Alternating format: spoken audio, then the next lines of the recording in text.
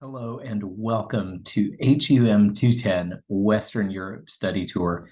I'm Professor Frank Brazel, and I'm very excited this semester as we're going to spend 15 weeks studying England in the Middle Ages, the Reformation, and the English Civil War. And of course, I'm very excited that at the end of this course, during the summer, the first week of the summer, we'll be traveling together to London and Southeast England for a 7-day trip of a lifetime as we review the things that we've spent a whole semester studying. So let's dive in this short syllabus video and go over the expectations for the course. To begin, I do want to cover the course textbook. There is only one required textbook for this course, and that's Kenneth O. Morgan's Oxford Illustrated History of Britain.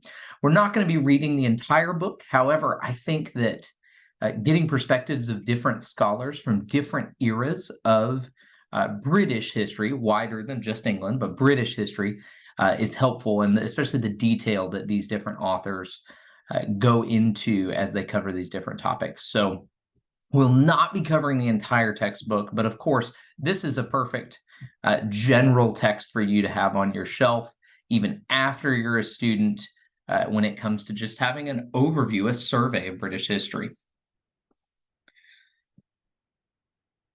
Different types of assignments that we're going to have in this course. First, there are going to be 3 class Zoom meetings. They occur in weeks 2, 6, and 10. In each meeting, we will be covering some of the content that we've already addressed in the class, nailing that down, but we'll also be talking about logistics for the tour itself. As such, I do expect you to attend these meetings. However, if there is a reason that you can't attend a meeting, I need you to reach out to me and we'll set up an individualized time where we can meet via Zoom. The only reason I'm so serious about these Zoom meetings is that there's some logistical matters related to the tour itself, our trip to London and Southeast England, that we're going to cover. And so I need to have these types of meetings with all of you. Next, we have encyclopedia articles. I'm really looking forward to these encyclopedia articles. There's 5 of them throughout the semester. And in Populi, you'll use written discussion boards to fulfill these requirements. But essentially, in 5 different occasions throughout the semester, you will write a 300 to 400 word encyclopedia article about a topic that I assign to you. And so we'll all have different topics. And why this is cool is that it makes you an expert on select things that we're actually going to go see when we're in England. And then when we're on the trip itself, we'll have a booklet put together and everyone will have a copy, and you will have everybody's articles put together in one place and arranged in such a way as to where you can find them. And when we're at, say, the Globe in London, you can read about Shakespeare. When we're at the Tower of London, you could read about the Tower or of Anne Boleyn, who was executed there.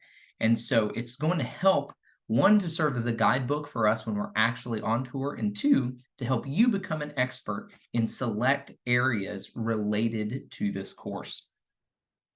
We do have a final paper in this course. You'll first turn in a rough draft, really so that I can help you with your writing and your style, and to help you get ahead on the paper a little bit. If you already have a few pages written, when the time comes to turn in the final draft of it, those pages should already be done. But in the end, you'll have a 5 to 7 page analytical research paper. You're going to choose a topic and you're going to tell me about your topic and views of it.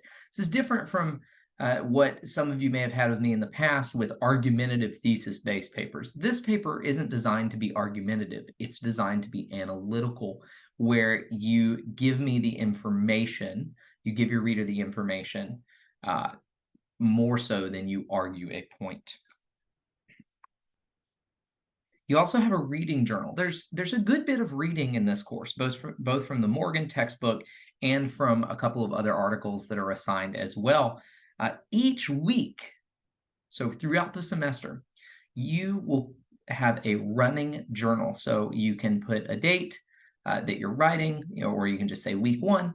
And as you do the reading, you will summarize it and you'll reflect on it. So this is the kind of thing where you can use first person pronouns. You can say I, my, things like that. It's not very formal, but it's designed for you to think about, summarize, and reflect upon your reading.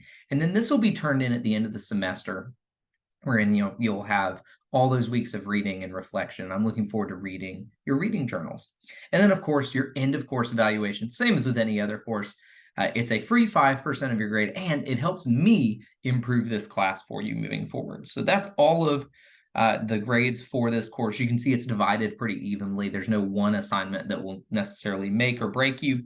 The most important thing I would say are those encyclopedia articles, since they serve not just yourself, but the class as a whole.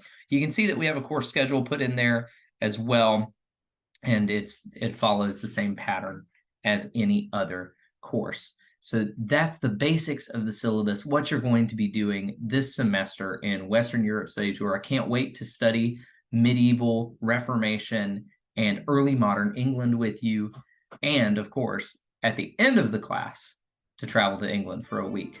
Email or call me if you have any questions. It's my pleasure to serve you as students at Manning University. Thanks.